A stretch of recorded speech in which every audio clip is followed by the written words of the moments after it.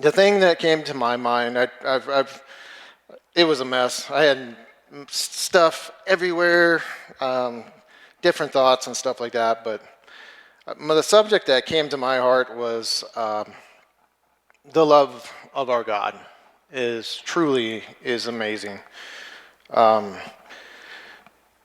Let's see. You know, he searches us out. He's never gone. He's always there. Whether there's I have a coworker and we talk about this all the time. It was like, why doesn't people get this?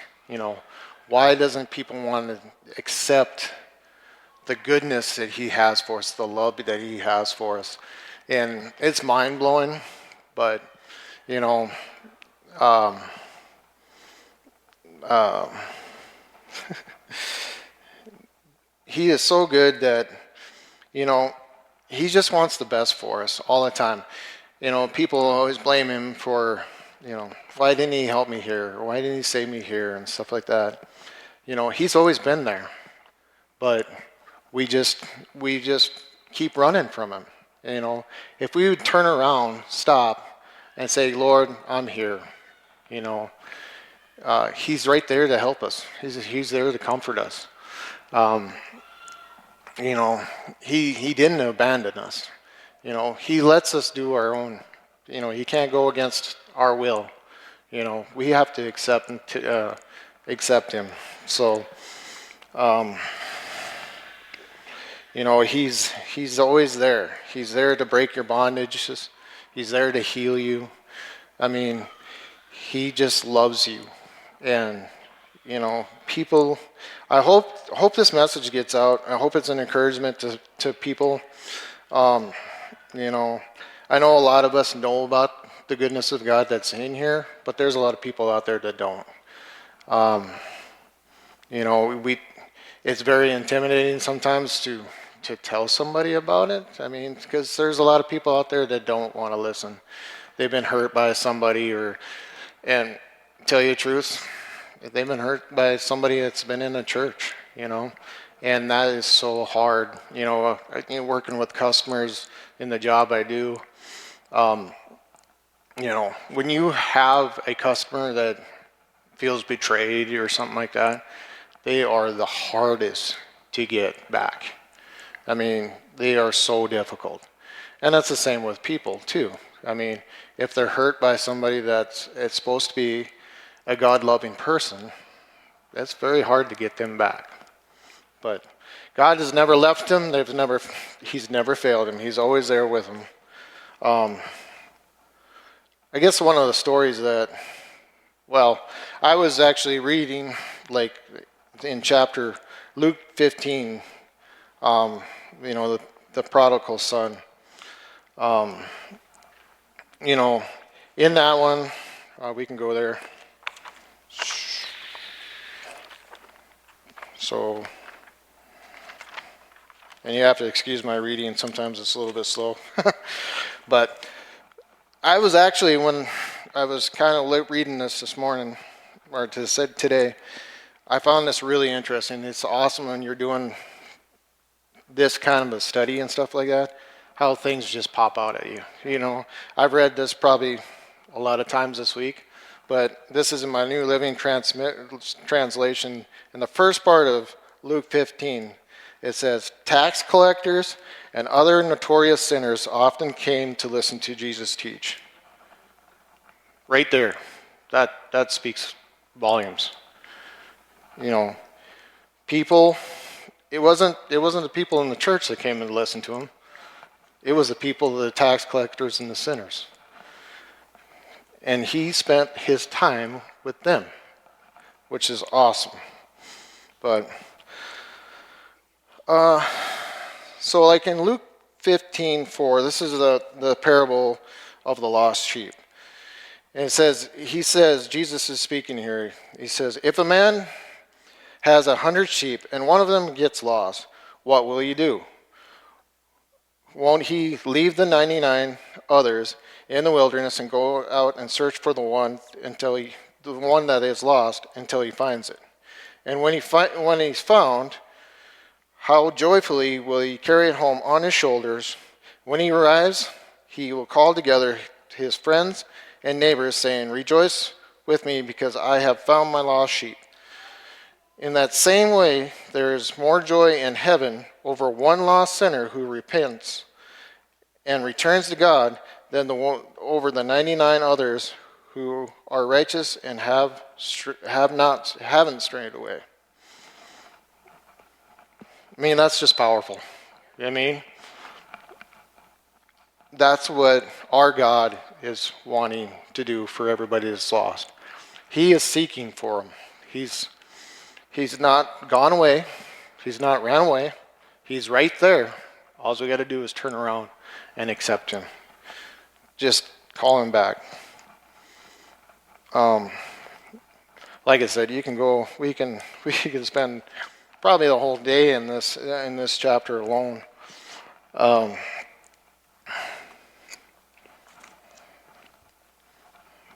Let me gather my stuff here.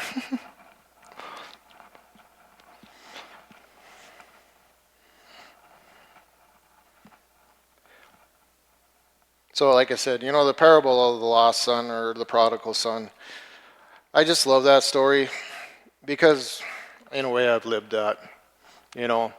I didn't get my inheritance and go and squander it and stuff like that, but I did live in the way of the world. I personally, growing up as a kid, I was kind of a loner, and for when I was growing up, I was adopted at a very young age, and I didn't know people. I didn't trust people, and so I was kind of a loner. As I grew up through school and stuff like that, we did go to church every once in a while. I can also relate to the stories of the sower, the seed in the good ground and stuff like that. So I used to go to, I lived in Ritchie, Montana, and about 30 miles out of town was a Bible camp. And we went to it every year, looked forward to it every year.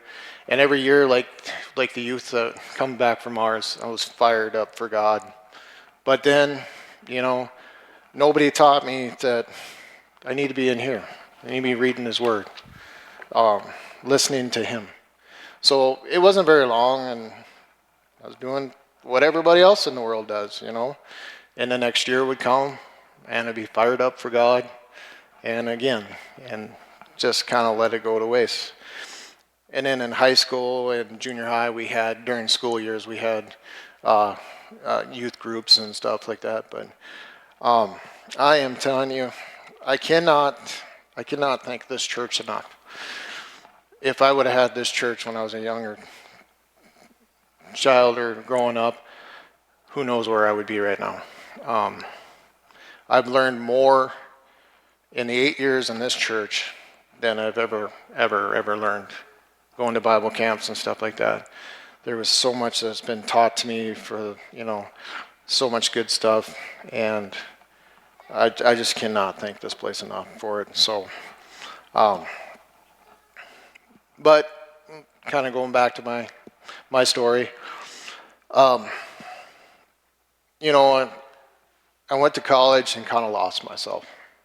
And then I gave into the world and did the partying and then drinking and stuff like that. I did it. I didn't want the party ever to stop, so I was well into my mid-30s before it was finally I got in trouble. And I was like, well, that's enough of that stuff. And the funny thing is going back to Breakforth Bible Church, I was working in Glendive, Montana at the time, and I was working for the county. And one of the guys that I worked with, his father was going to Breakforth Bible Church in Glendive. And he passed away, so all of us went with him to support him at the funeral. And when I was sitting in there, I was like, man, this is a cool church. This is pretty laid back. This is awesome. But I never went back. So I moved to Dickinson, took a job with RDO Equipment, and I drive by this place all the time. And inside my spirit, I didn't know it at the time, but in my spirit said, you need to go there. You need to stop. You need to go to church. And then I just, kept driving by. And then after I went through all my stuff that I just did, I got home one day, and it was like Sunday. I got up, put on good clothes, and I'm like, I'm going to church. And I walked up to the doors, and I'm like, this is a bad idea. This is a really bad idea. I'm not going to know anybody or not. And then walked up to the doors, and the doors open up, and these people are shaking my hand. Glad to meet you. Glad you're here. I was like, wow, that's different. So come in here, and I sat way back there in that corner over there. And I'm like, it's not too late. You can still walk. No, stay in here.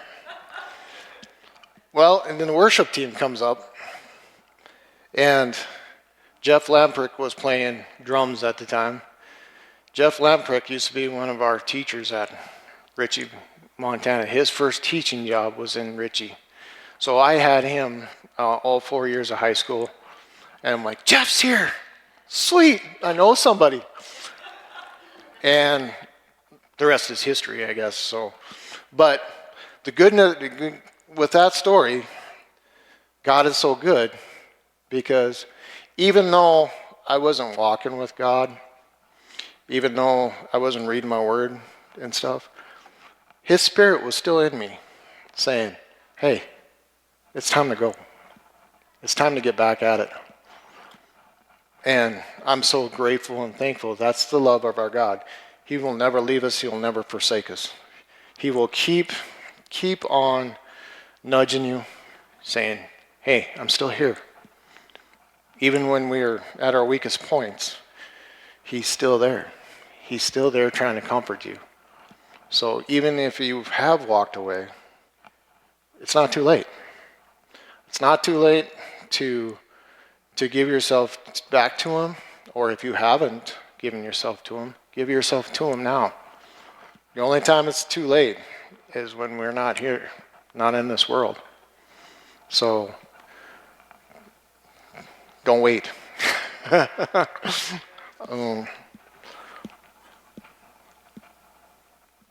So that's some of my testimony, I guess, and it's not even close to what I got written here. But He's so good. One thing another thing I was thinking about, I was reading, or it was brought to my spirit, back in Genesis, when God created us. In Genesis 1:26, and this is the New King James Version, it said, Then God said, let us make man in our own image, and according to our likeness, and let them have dominion over the fish of the sea, over the birds of the air, over the cattle, and all the earth, over every creeping thing that creeps on the earth. So God created man in His image. In the image of God, He created him, male and female. He created them. What spoke to me about this is we're the only creature in this world that He created just like Him. That's just mind-blowing. And I've read this passage probably, a bunch of times. And never did it ever jump out at me. We are the only ones like Him. That's the love of God. I mean, we are truly His child.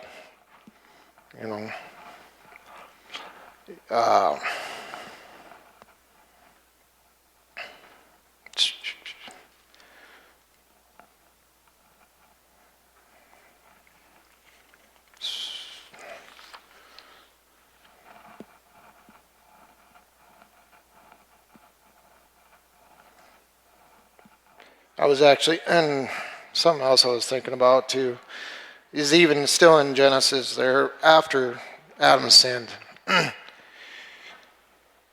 God created, I mean, after everything was happened, he still loved us that much. He gave us skins to wear. He was still providing for us, even though we betrayed him, or Adam betrayed him. That to me is another way to say he's a loving God. He provides for you even when we mess up, and we mess up a lot. I do, all the time. So, I he's still there for you. I mean, he never walks away. He's always there. So it's so with that, we got to understand that we've got an enemy out there, So Satan, he doesn't love God. He doesn't love us because we are made in God's image. So he hates us just as much as he hates God. So he's going to do everything he can. He already knows his fate. He knows where he's going. And he's going to try to drag every one of us with him. Why would we want to pick that? I guess that was kind of what my title was going to be. What do we have to lose? If we think about it, if we go with the God of this world, this earth, our future is hell. There's nothing good that's ever going to happen for us, So why would we want to pick that? I don't want to pick that. I want to live in eternity with God, in his glory. I don't want to be in death. It used to be when I was younger and not knowing as much as I do now, death scared me, because it was, when you're in the way of the world and the lies of the devil is going to say, well, that's it. You're no more, or you're not good enough. You will never be in heaven. And that's a lie. He's a master. He's a father of lies. He's a master deception, of deception. So when Adam sinned, he gave the keys to this world to Satan. But how awesome is our God? He knew what was going to happen. And he still found a way to make a way for us to be with him. He already had it set in motion all that time back in of how he was going to repay our debt. And he repaid our debt for us. We don't have to do anything except for just believe in his son. Believe in him and just ask him for forgiveness and trust in him. That's all we have to do. That's pretty simple, pretty easy. Otherwise we would have to bear it on the cross. And sometimes I think about that too. Is just when we hurters, when we get hurt, we always think it's the best. So we stub our toe. Man, that one really hurt. I don't know. I should go to the hospital. I think I broke my toe. But just imagine all the pain and suffering that Jesus did on the cross for us. Not only did he, with all the whips, when they whipped his skin or whipped him, I mean, it tore the flesh off his bones. His back was completely open. The crown of thorns. I mean, we're not talking about little thorns that are like on those annoying weeds that you try to pull them out and they stick you in the finger. No, we're talking about thorns. And I don't know if anybody's ever cut their forehead, but that hurts. That hurts a lot. Just imagine him shoving that crown on his head. Then being nailed to the cross where you can't breathe. Just can't imagine it. But then it wasn't over with. then everything that's bad in this world, that's evil in this world, cancer, sickness and disease, lies, all that pain that we feel in this world today, he takes that on with him too. You know? And then, not only that, but most of us don't like it when somebody talks bad about us who doesn't like us. And they're standing at his feet, mocking him. It's just unfathomable. You know, we just have a small little bit of pain that we actually deal with on this earth. Imagine what he went through. It's just unreal. You know. But he did it all just for us. To make a way for us. So amazing. There is no greater love than that. You know. It says in, let's see, I got it here. John 15:13. Greater love has no one than this, that to lay one's life down for his friends. That's huge. That's powerful. Not a lot of us actually probably know what that's like. I know there's probably people in the military that knows what that's like. But us walking around today, we don't understand that. Would you lay your life down for somebody that you didn't know? It's a pretty big question to ask. I know I wouldn't sometimes. If it wasn't my family members or something like that, it'd be hard. Actually, that's probably a lie, because I used to be a volunteer fireman, so you run in when everybody's running out. We're crazy. We don't think. Our first responders, those guys are awesome, you know. But they would lay their lives down, but not everybody understands that. But that's what Jesus did for us. And to think, he's not done. He's still there. Whether we want to admit it or not, God's always there. He's everywhere. You know, it's us running away from him. You know, he can't help you and he can't save you unless you ask him to. So, turn around. Ask him for help. He's there to bless us. He wants the best for us, just like a parent loves her children. You know, my daughter, I would love to give her the world. I would give her everything she needs, and we try. We try. But that's the way God loves us too. He wants to give us everything. He doesn't want us to hurt. He doesn't want us to struggle. He wants us to live peace and joy and happiness. And he will do it for us. But he can't do it unless you ask him to. So, like I said, it's time to quit running. Time to turn around. Maybe this is not, this may be not for everybody that's in here. Most of us know this story. But if there's one that's in here that doesn't, or if it gets out on the internet, I'm hoping so. I'm hoping it makes sense. And like I said, ain't nothing, not even close to what I was wrote down here. But, yes. So, God's good, and he will, there is nothing that he won't do for you unless you don't ask him. It's so simple.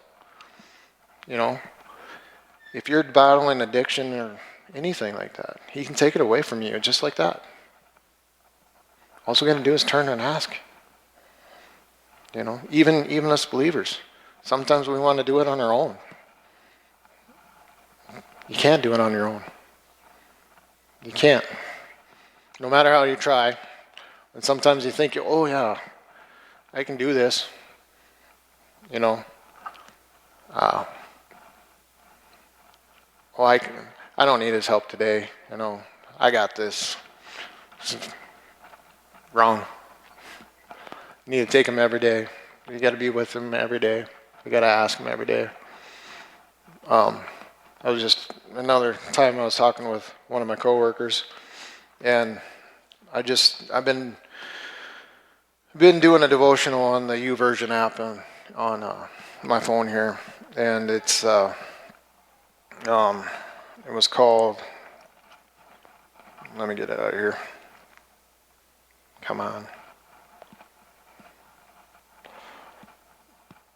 How God turns setbacks into comebacks. One of the things that's said in there is, you know, if you're struggling at your work or even in life, you know, all you got to do is ask him to be a part of it. So I've been applying that lately. So every time I pull up to the shop, I sit in my pickup for a little bit, and I said, Lord, I invite you to be with me today. Be in the store here with an RDO. I actually prayed over the whole company. And it's been like last week was a lot of turmoil for me. And this week, I can tell you by just doing that, I have peace for the most part at work. That's what he can do for us. He's there. There's nothing too big you can ask him, nothing too small you can ask him. Just ask him. He wants to be there for you. So